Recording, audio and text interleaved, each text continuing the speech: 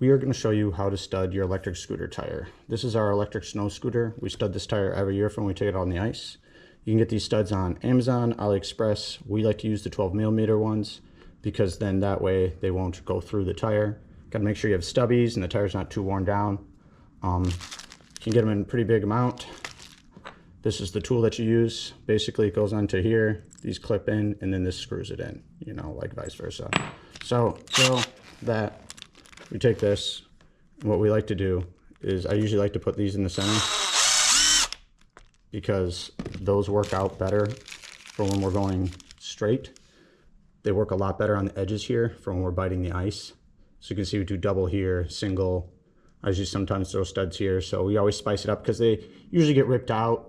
Not as much on a front wheel that is motorized. If you do have a motorized tire, don't be surprised to see them ripping out. If you're going to use it on cement and things like that, the durability is there. They do fall out just because electric scooters have so much torque. It really depends what you're doing and how you're going to be doing it. But as you can see here, it's pretty easy to put them in, you know, and vice versa, and then you're good to go. So you just do the whole tire, you go through it all, and then basically just watch out for them to fall out. You want to make sure that you get them in nice and deep. As you can see here, how they're like kind of pressed in. You don't want them having sticking out too far, because if you do, then it will not work out for you.